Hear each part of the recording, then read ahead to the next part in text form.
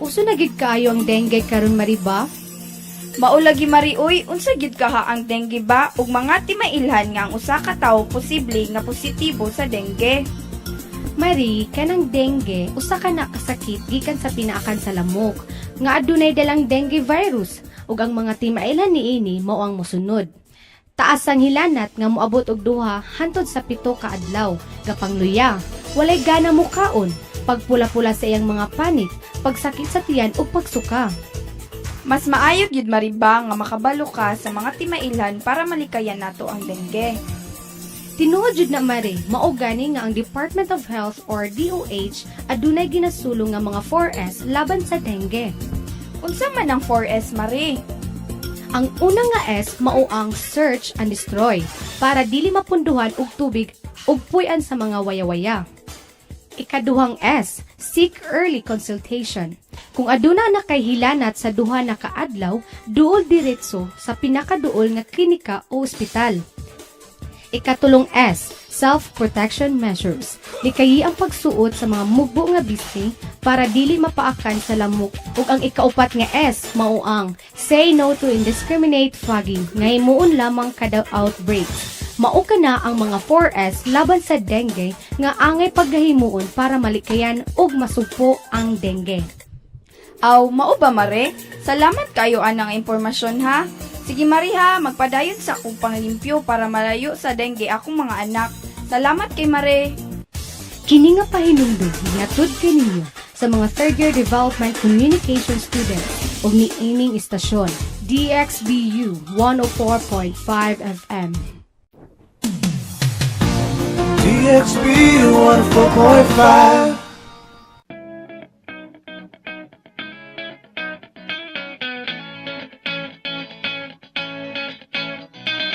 Wake up in the morning, I turn on the radio, tune into my favorite station, DxBU.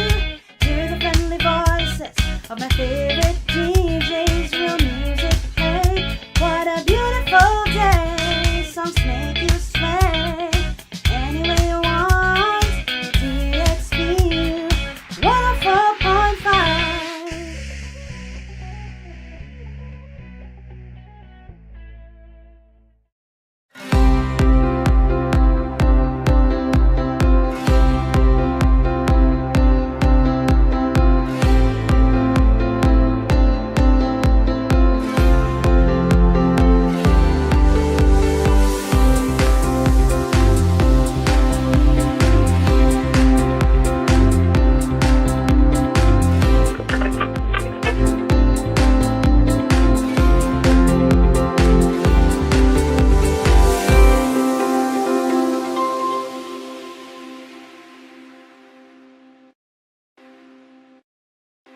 Good afternoon! Petsa 18 sa bulan sa Oktubre tuig 2023. BukSuans, welcome to BukSu Update. Hatod na mo ang mga labas ng mga impormasyon sa BukSu community, gikan sa administration, mga estudyante ug mga university officials. This is Rod Bolivar from the Information Office.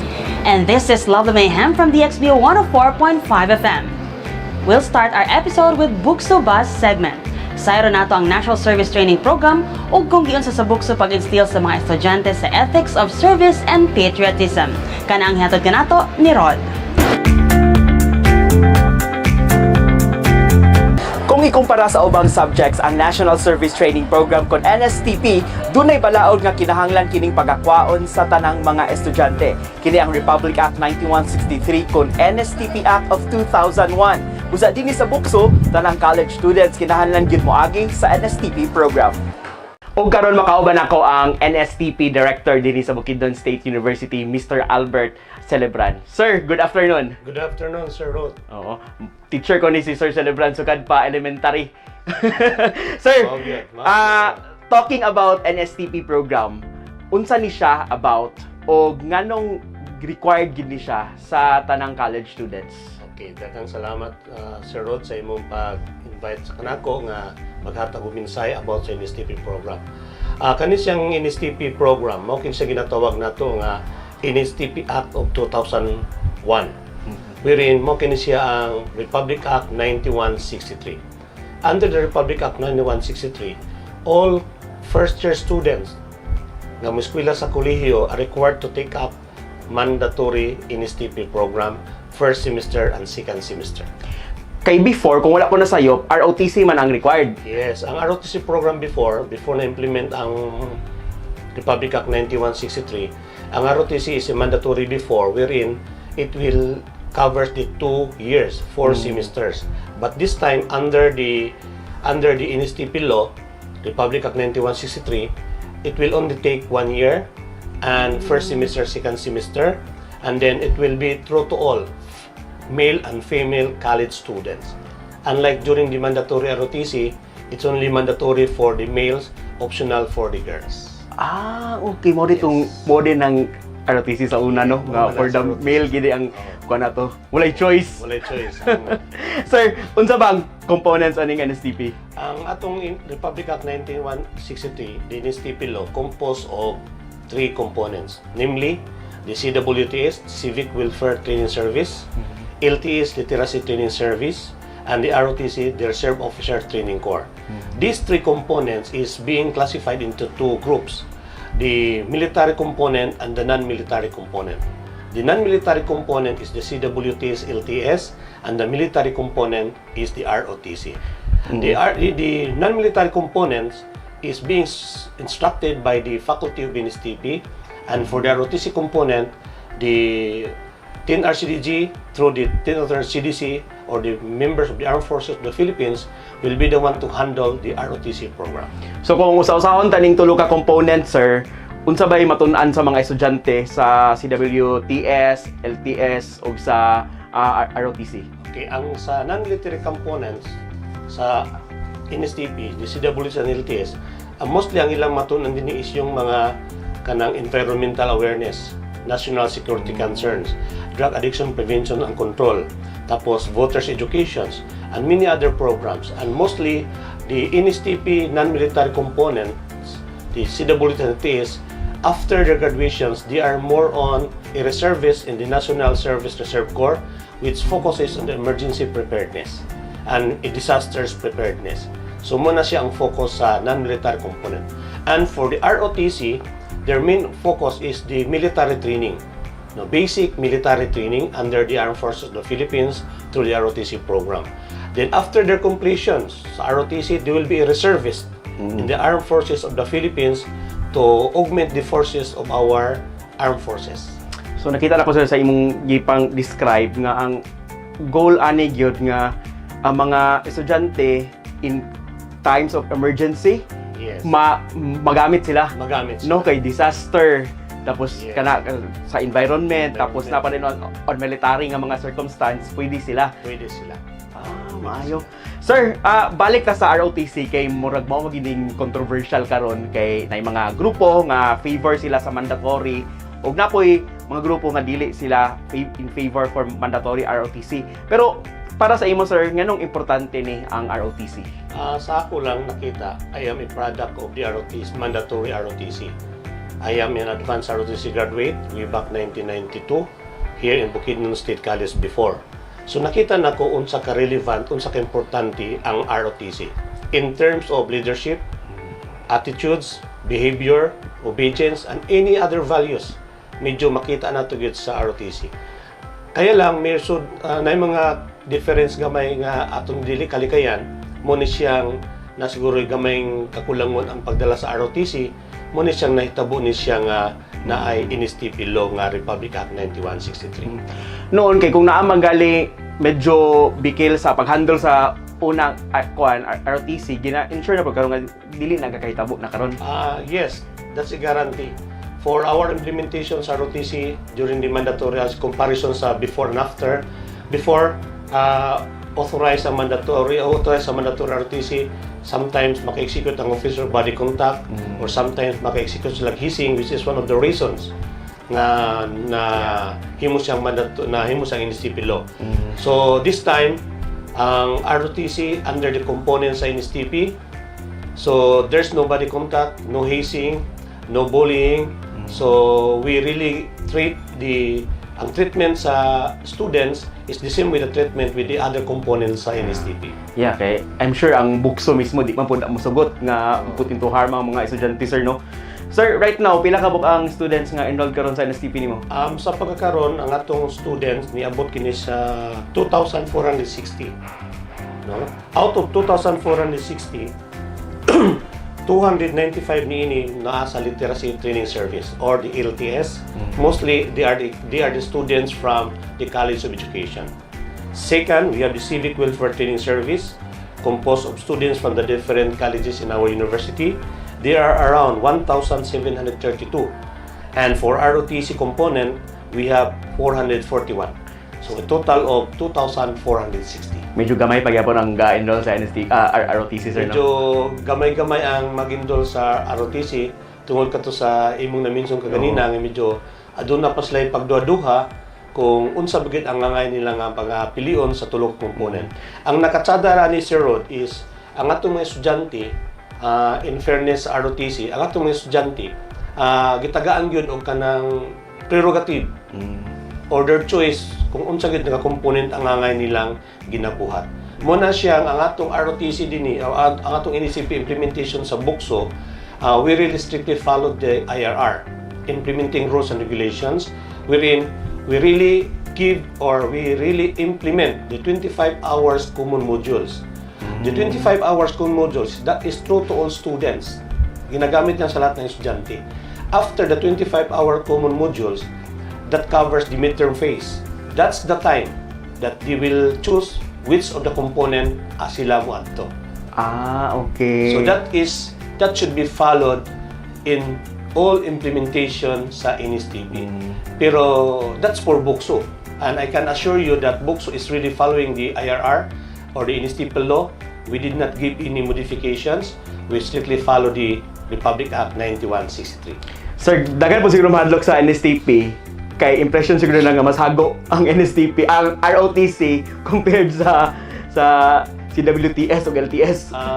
Kung itong ikumparar ang sa mga nangagi implementasyon sa ROTC, matawag na itong hago ang ROTC pero hago sa kahibalo. So mo ka na encouragement ako sa mga estudyante, kung ilang huna-huna hago o kapoy ang usa ka ang ROTC before tinuod, pero ang akong pag-ingon ako tinuod hago sa kahibalo. Gusto man siyang hago nga walay nahibalaan. Pero ato ikumpara karon dinhi sa NSTP law sa Republic Act 9163, ang ato ang implementasyon sa NSTP with the three components is equal ang kahibalo. Yeah. Walay mulabaw kanila. So, mingon ta karo og kanang kahago, parihura ang kahago. Kakapoy parihura because the treatment is equal ang treatment sa ato ang tulo ka components. Sir, talking about sa NSTP program sa BukSU, unsa ang biggest achievement karon sa office nimo? Actually, ang atong opisina, based on our records, we are for school year 2022-23, we are the only university nga nakahatag og annual accomplishment in Region 10 dito sa CHED. No, it is on the record. I do not know ba nanay nakasunod, but we are the first one to submit the annual accomplishment report of our university. Natakapaspas. Natakapaspas. And then another achievements, the NSTP office is parang support unit in all of the colleges. So we are a support unit in terms of any activities in the university and any activities in the colleges. So the office is always there. We are always prepared to give whatever outputs from the first students for the good of the different colleges. Another one, our biggest achievement is we are implementing the tree growing. We have a tree growing activity in compliance with the CMO 190 of the Region 10 CHED Memorandum. And we are also complying the provincial resolution informing the different colleges in the province of Bukidnon, requiring our students to plant trees. But for Bukidnon State University, we have a memorandum of agreement with the city government of Malaybalay with Honorable Mayor Warren Pabillaran. We have a 3 years memorandum of agreement. So last year, we implemented the tree growing. Diadapit sa rehab centers. So makita nato ang kabaguan karon diya sa rehab center, daghan ng mga kahoy nga nagtubo. That is last school year. Around or almost 3,000 students or participated the tree growing. And then we are also a recipient of our active participation in the implementation of Gender and Development Program. And also, we have an outstanding contribution in the implementation of the flexible learning. During the flexible learning, the NSTP office is very visible because you are the one carrying the modules, printed modules, to be distributed in the different municipality in the province of Bukidnon. Sir, ang direction karon sa BukSU, kining Smart BukSU nga brand of leadership. Naabay gi-align ba po nato karon ang ato ang NSTP program sa Smart BukSU? Yes, amog yung gi-align karon labi na atong programa sa atong mabtikon nga presidente si Dr. Joy M. Mirasol. Nakita na mo sa NSTP nga we will not only dependent on our minimum standard of NSTP implementations, but we also reaching out other best practices in line with the mandate sa Smart BukSU, Smart Students. So amog siya nang sa gipangalan namong mga program of activities. Kay dili may pwede nga may tabo nga basig. In other words, nangita mi unsa among ma-contribute being an NSTP unit sa BukSU sa atong mandato sa atong universidad sa Smart BukSU and Smart Students. Yeah, it's good to know about that, sir. Kay ang mga student ninyo mo po ba sila expose sa community, di ba? Yes. Makatag community service Yes, ang sa community NSTP service. man gyud. So i-carry gina nila ang Smart Yes. BukSU nga brand. And then we are now on the process of preparing our major activities for the two areas of the NSTP. The military component is preparing for the tactical inspection, and the CWTS, LTS or non-military component is preparing for community immersions or involvement in the community for second semester. Sir, your message sa mga NSTP students nato diri sa BukSU, sir. Ang akong mensahe sa mga estudyante sa Bukidnon State University, labi na nga nagkuha sa NSTP program, dili nato kayo siya hunaw-naon nga babag sa atong pag-eskwela ang pagkuha sa NSTP because kani siya nga programa, mao kini siyang program sa atong government nga wherein matagaan og ang mga maayong pagtagad ang mga estudyante nga makapili sila kung unsa nga component ang angay kanila o para sa ilang mga buluhaton sa being usa ka estudyante. Ang sa ako lang reminder sa mga students, please take this NSTP program seriously. Ayaw nyo pasagdahi. If possible, mahuman ninyo ang NSTP program within first year. Kaya kung abot na mo second year, medyo dago na conflict sa inyong mga schedules. So diyan nagka-problema ang ato mga estudyante in terms of the complying the minimum standard of the Republic Act 9163. Well, daghang kayong salamat, Sir Albert Celebran. Salamat po kayo, Sir Rod, sa imong paghatag og panahon nga ma-invite na to ang atong NSTP unit. Thank you, sir. Mabuhay. Thank you so much. Be it in military training, literacy, or civic welfare, diri sa BukSU lakip sa gi-mold sa mga estudyante nga mahimo silang responsible Filipino citizens. Daghan pa may updates nga hatod kaninyo sa among pagbalik. Ang violence against women naglakip pandili limitado sa musunod na mga buhat. Pisikal nga kapintasan o buhat nga naglakip sa lawasnon o pisikal nga kadaot. Sexual nga kapintasan o buhat nga naay kinaiyang sexual nga gihimo batok sa usa ka babaye o sa iyang anak. Psikolohikal nga kapintasan o ang buhat o ang wala pagbuhat nga hinungdan o laglit nga hinungdan sa mental o emosyonal nga pag-anto sa biktima o pag-abuso sa ekonomiya o ang pagbuhat nga naghimo o misulay sa paghimo sa usa ka babae nga magsalig o dependent sa aspetong pinansyal. Ako si Attorney Sherry May Ovelos Decan, ang Gender and Development Coordinator para sa College of Law. Maghiusa kita, hunungan na ang violence against women. Sa ngalan sa University God Resource Center o Bukidnon State University, nagkahiusa kita sa pag-ingon, atong tapuson ang violence against women.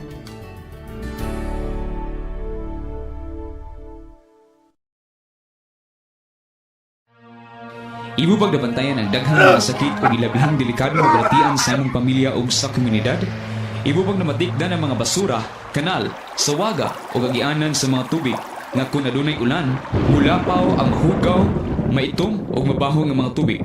Tungod ka na sa imong mga basura nga imong gilabay ngadto sa tubig o kanal. ug labi na nga wala gilabay ang mga basura ngadto sa saktong labayanan o basurahan. Wala gani lain-lain na ang mga basura ngadto sa saktong level niini. Ang resulta sa paglabay sa dili insakto mo ang mga balatian sama sa pneumonia, typhoid fever, dengue fever, ang uban moresulta ngadto sa kamatayon ug ang kadaot ngadto sa palibot.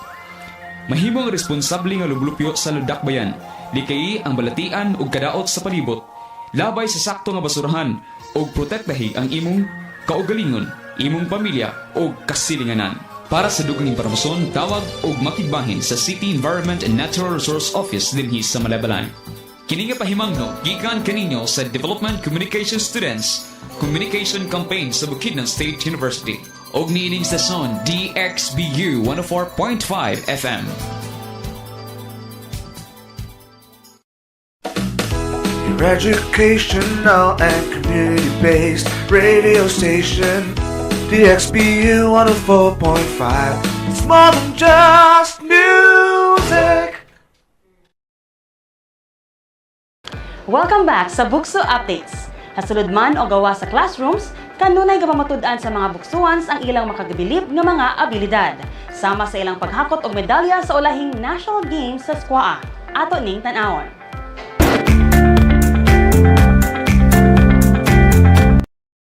And joining me this afternoon is VP CAS Dr. Lincoln V. Tan. Sir, good afternoon. Good afternoon. I'm happy.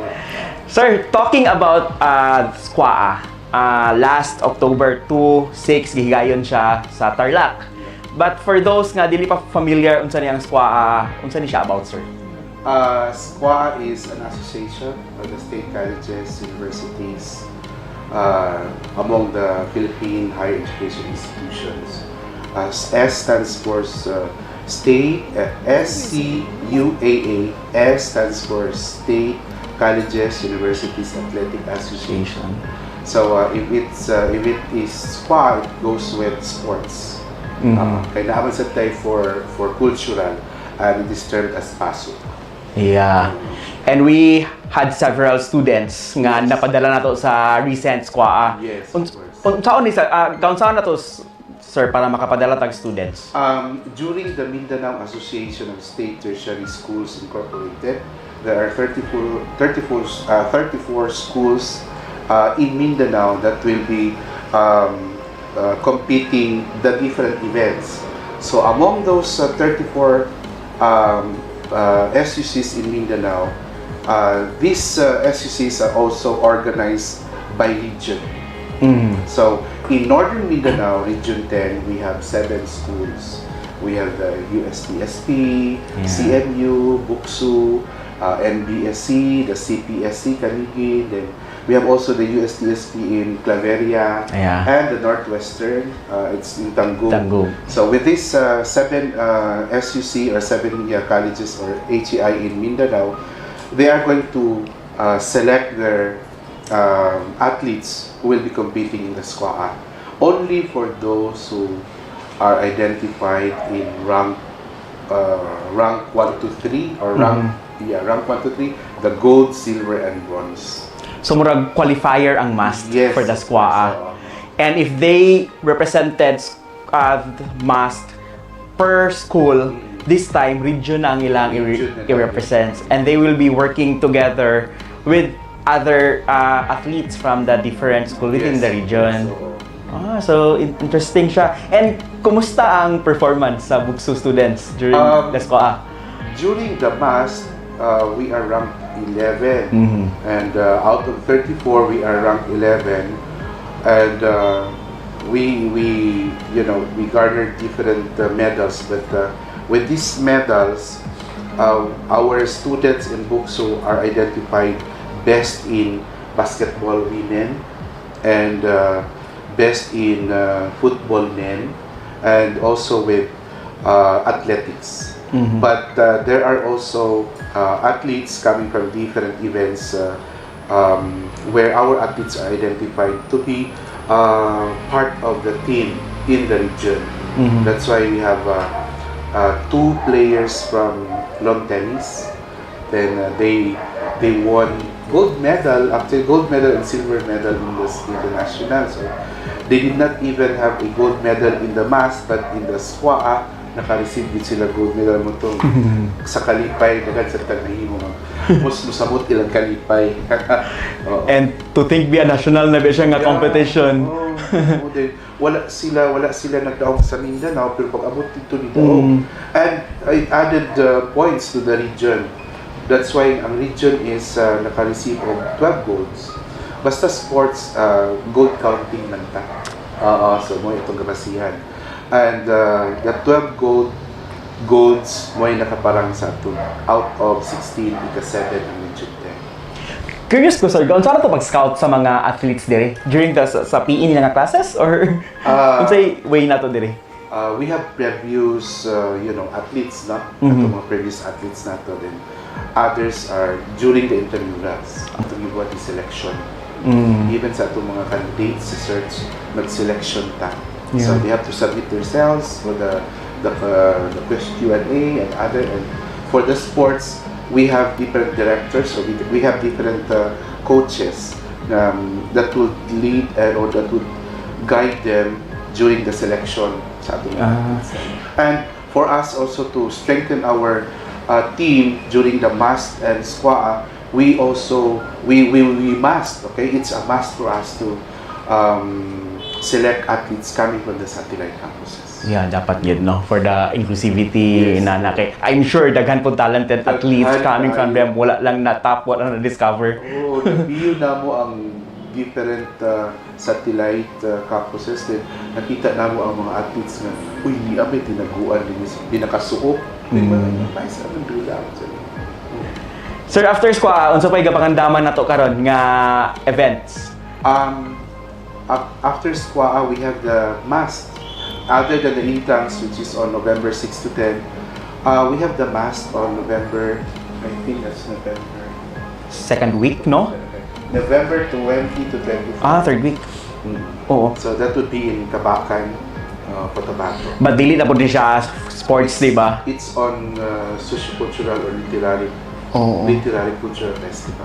Sir, aside sa mga sports competition, unsa pa nga mga activities outside sa university nga gina-encourage na to atong mga students to participate in?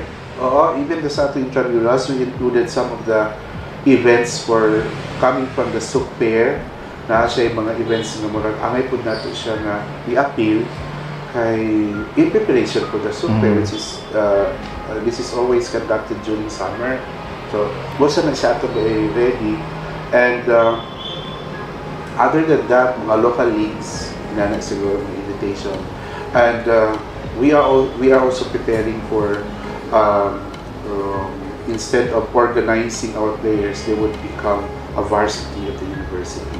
So, taas ang preparation because planning and programming about varsity is different from organizing as an organization.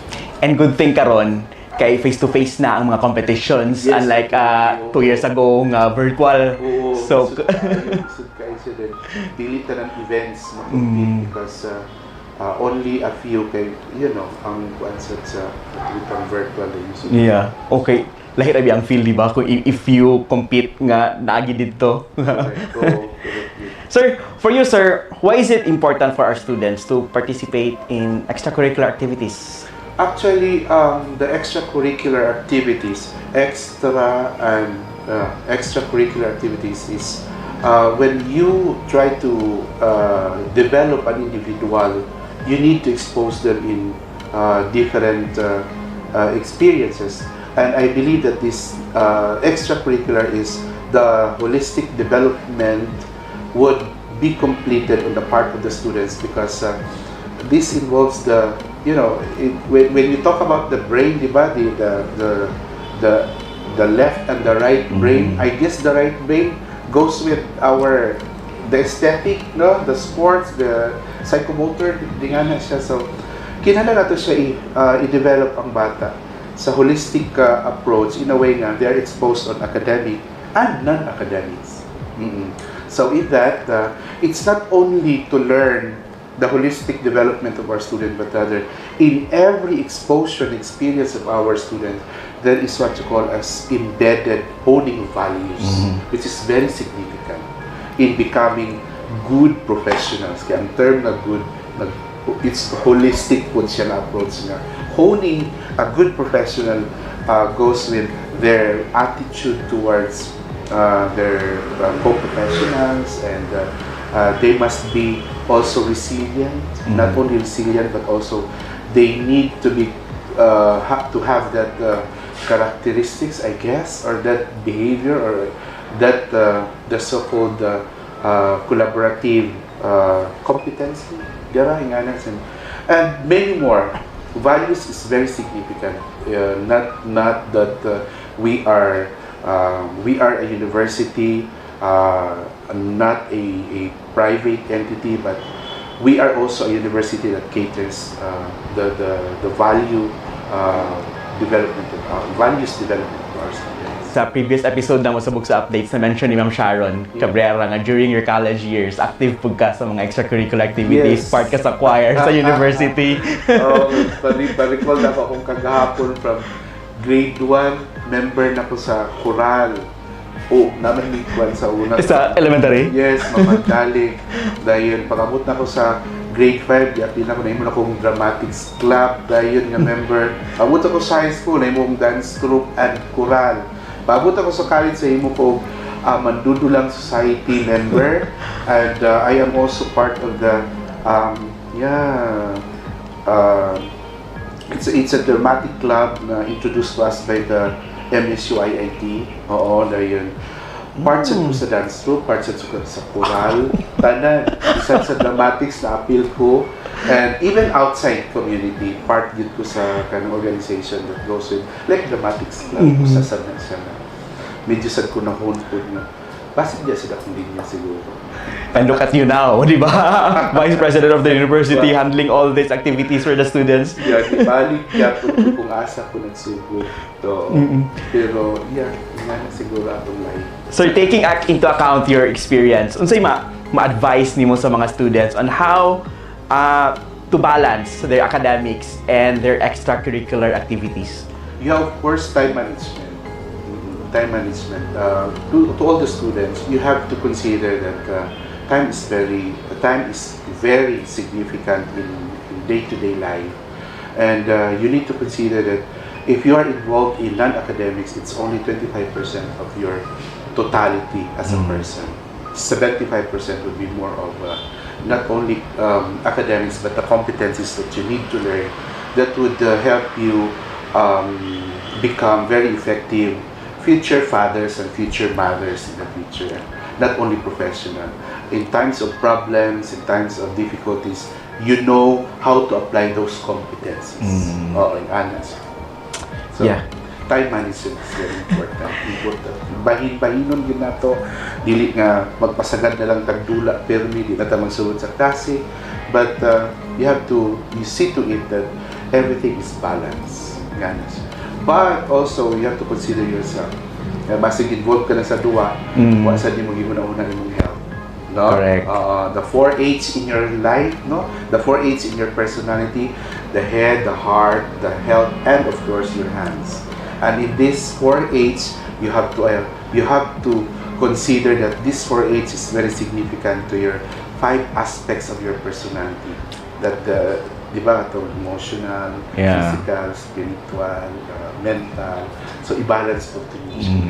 Well, thank you for that insight, sir. Sir, what else can we expect from VPCAS for until the rest of the school year? Okay, so we already launched our lugaw.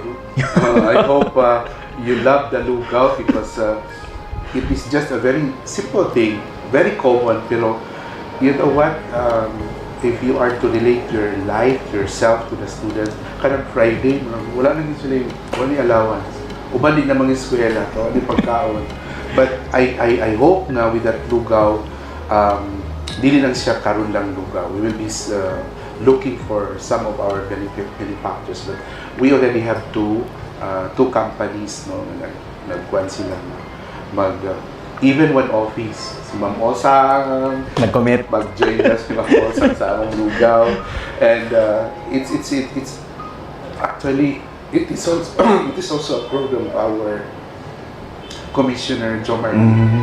Usa siya sa iyang programa nga we need to help our students, especially katong immediate. Bisan simple lang na siya nga Yeah. butang, no?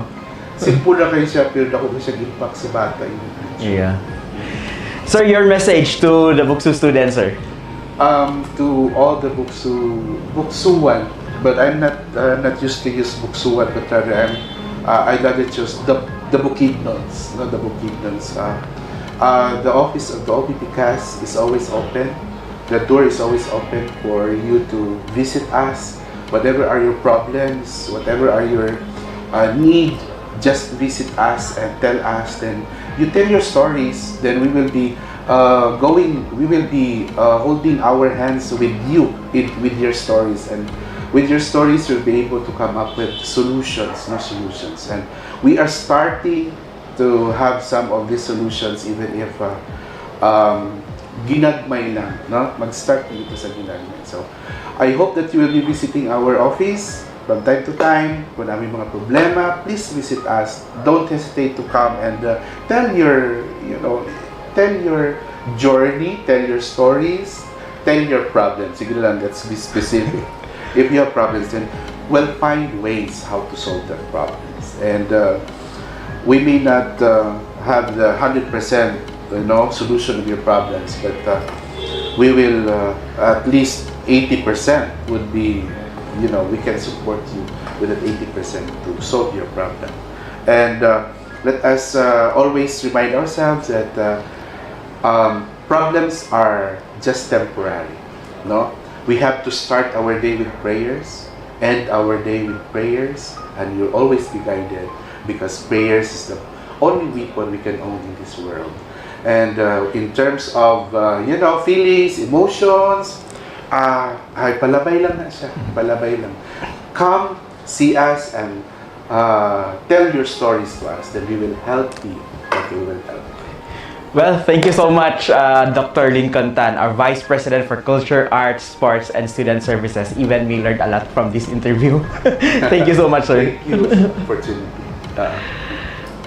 Our highest salute to our OVP cast for always ensuring that BukSuans will always excel in various fields. Diha lang mo kay mabalik pa ang BukSu updates. Ngano nga ang VAU gakahitabo ug nagpadayon nga gakahitabo. Sumala sa Department of Health, ang kultural nga pagtuo ug tradisyon nagkondisyon sa mga tao sa paghunahuna nga ang lalaki ug babaye adunay lain-laing tahas, nga ang lalaki mao ang leader, tigtagana ug nagdala sa dominanteng tahas sa katilingban. Samtang ang babaye mao ang tig-amuma, kauban ug tigpaluyos sa lalaki ug tighimo sa ubos nga mga tahas sa katilingban. Ako si Gloria Tuban, ang Gender and Development Coordinator para sa College of Administration. Maghiusa kita, hunungon na ang violence against women.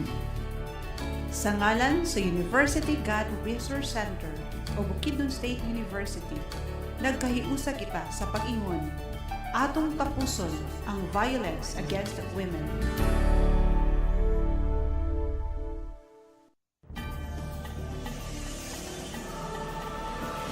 Matod pa sa World Health Organization, kada 6.5 segundo, adunay gakamatay nga manigarilyuhay. Gibala-bana nga 1.3 billion kada duha ka oras matag tuig sa tibuok kalibutan. Dinhi sa Pilipinas, adunay 20,000 ka mga Pilipino ang gakamatay tungod sa nagkalain-laing sakit nga may kalabutan sa pagpanigarilyo. Ang pagpanigarilyo ikalima sa pulo kanagunang kaso sa sakit nga makapatay. Matod pa sa natalang impormasyon sa gobyerno. Paghuna-huna, basin ikaw na ang sunod, luwasa imong kinabuhi, undan ang pagpanigarilyo. Kini kinasingkasing nga pagpahinumdom gikan sa mga estudyante sa Development Communication ug niining istasyon, BukSU 104.5 FM. DXBU 104.5. Dakong tabang ang mga students clubs and organization aron mahatagan og higayon ang mga estudyante nga ma-interact ang ubang mga estudyante nga pareho sa ila ang mga hilig ug talento. Ang updates gikan sa Student Leadership and Development ug Supreme Students Council ang ihatod kanato ni Lovely.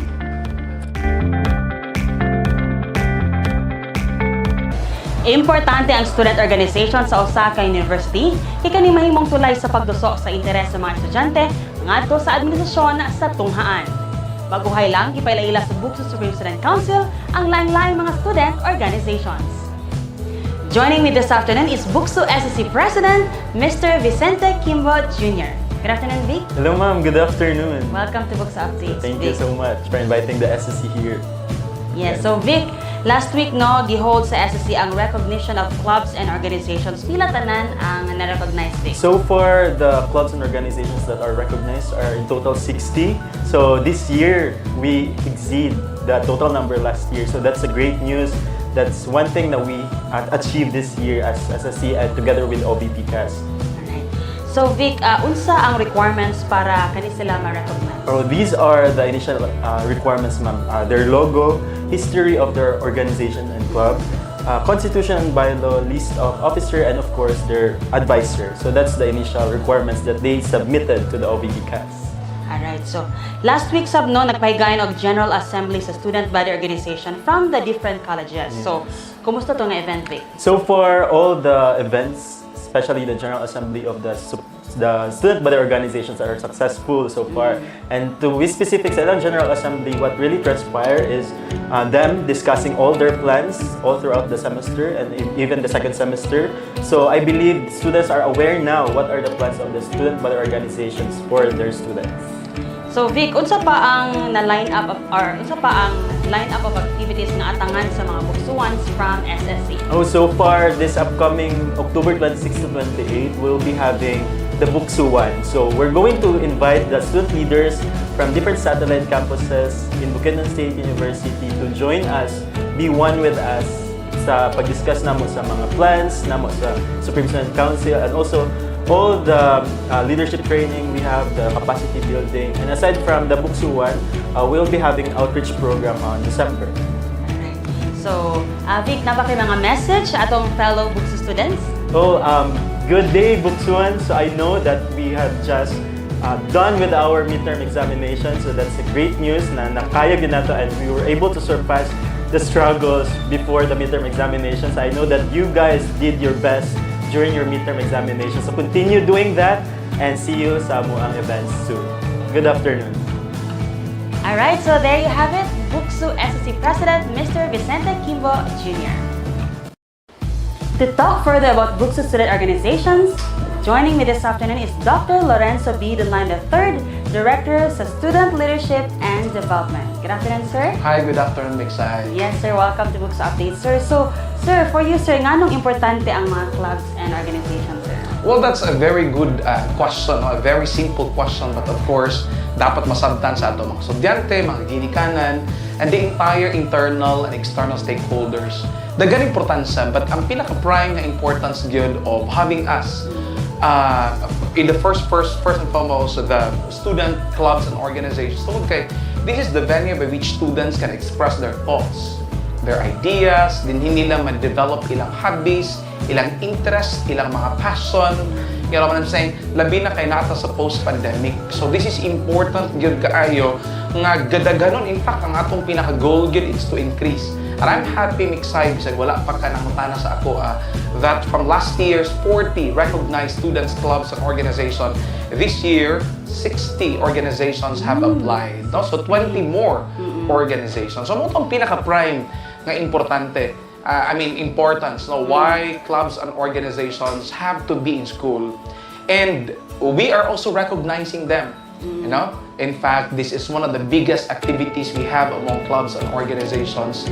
Kaya para ma-clarify ang ilang rights, ilang privileges, ilang obligations at the same time. Kaya bilhin mo, Mixay, although the students and organizations have their rights to assemble, they have the rights to organize, while at the same time, these student organizations have limits. They have limitations sa ilang rights. So dapat ma-clarify ni sa atong ipahigayon ng recognition of clubs and organizations. So sir, lakip sa mga na-recognize ang mga fraternities and sororities, sir. So on this note, unsaon na to pag-ensure nga ga-follow sila sa mga balaod, especially on hazing law? Good. That's also another challenging kaayong role sa ako ang opisina because kita man nagitahasan sa Bukidnon State University sa yugo sa atong pagamhanan on making sure that these fraternities and sororities are also respected ilang rights. Sa BukSU, aduna tay 3 last year and now it increased to 5 fraternities and sororities. Now, unsaon sa BukSU to make sure that all the activities are well in line with the university's trust and regulatory policies. Una gid ani, I'm so happy to tell the public that our university, through our university president, Dr. Joy Emerasol, together usab sa ako ang boss, si Vice President Dr. Lincoln Tan, tungod kay aduna tay gitawag og safe space program na among gina-develop and eventually it will be approved by the BOR. Ang naglangkob niini to make sure that our students would be coming in the university, matag estudyante, ilang rights are respected, including atong mga fraternities and sororities. Ang akong opisina, nagsigurado, I have to make sure nga ang tanan ng mga activities nila, including ilang rights, they have to disclose. Meaning to say, naaman na sila mga initiation rights. We have to make sure nga dili yun o dili nato tugutan ang any initiation that involves kanibitaw mga paddle, no? Dili lang man di ay physical, even psychological and emotional assault sa atong mga estudyante, that should not be allowed by the university. So, saan na nato sa tanan nila activities, tanan nilang mga initiation rights, the presence of the advisors are really needed, no? And then, we make sure also sa ilang letters, sa ilang orientation, naa sila, no? In fact, October 13, no? Is muna atong gitagana alang sa tanan nga mga organizations and all the advisors are required by the president to be present there para nga mas maklaro labi na gyud sa ato ang mga fraternities and sororities kay dili tanan universities sa Pilipinas ginaalaw ang fraternities and sororities, only few of the schools that allowed them. But of course gitagaan nato ni sila og higayon tungod kay nagtuo ko sa prinsipyo sa fraternities and sororities that beyond their brotherhood principle, they also have advocacies in partnering with community engagements and relative activities. Alright, thank you, sir. So, sir, saan pag-ensure nga dili maka-apekto sa ilang studies ang pag-involve aning mga students nga kaning organizations? Yeah, imagine na, no? Sa isinta ka mga student clubs and organizations in BukSU. The academic and co-curricular are handled by the deans, respective deans, under the Office of the Vice President for Academic Affairs. So, unsaon nga dili maka-apekto sa ilang studies, BukSU has become really, centennial founding anniversary nato next year. 100 years, Miksay. So, nagtubo, nagtiguang na ginta. In other words, the university has become matured on how to handle this. So, one clear, explicit strategy of BukSU is to make sure that all plans and activities of the students nakahilira gyud sa calendar of activities. But pasabot nga dili nato gina-allow ang unsa nga activity unless very necessary nga wala nakabutang sa calendar of activities, wala giaprobahan sa university. In that way, ang tanan nga mga activities nga atong giklaro pag-calendar would follow protocols ug dili maka-go against, dili maka-in-conflict with scheduling other activities. These are our simple pero nagtuog ko nga very effective strategy, no? Kay 60 organizations scattered, no, all over pila ba 8 to 9 months nga naa sila sa eskwelahan, 9 to 10 months for that matter. So I am certain like last semester and last previous years when I was dean of the student services, we just make sure that only these activities approved by the president and by this office shall only be allowed by the university. Yes, very clear, no? So, sir, your message sa ato mga different clubs and organizations, and also please encourage BukSU students to participate ani mga organizations, sir. Yeah, so to all our viewers, particularly our parents, akong giawhag ato mga parents, let us encourage our students to participate in the different organizations. Aduna tay academic, we have civic organizations, we have fraternities and sororities, ug ikaupat, we also have our religious organizations. Kung asa hilig sa inyong mga anak, we encourage them to join. Usab sa atong mga estudyante nga tigpaminaw karon or gatan-aw live, no? Or sa recorded baka, I would encourage you to really join us. Allow yourselves to get out on the comforts, no, sa inyong classroom. Kaya ang atong classroom are never enough, no, for the university nga maka-learn ta. We can go out and enhance, establish friendships, develop leadership skills and competencies through our organizations. So sa BukSU administration, I wish also to thank Miksay, no, for their strong support afforded to the SLEDMU, to the Student Leadership and Development Unit. Thank you very much, and God bless DxBU and the entire team of BukSU for having this interview. Alright, thank you so much, Sir Enzo. There you have it, Dr. Lorenzo Bidenline III, Director sa Student Leadership and Development.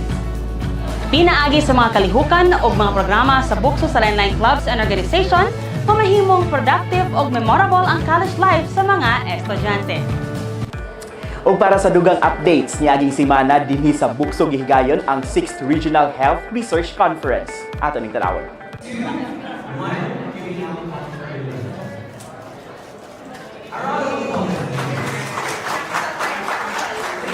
Nagtapok sa Bukidnon State University ang mga miyembro sa Northern Mindanao Consortium for Health Research and Development con Norming Cord para sa 6th Regional Health Conference.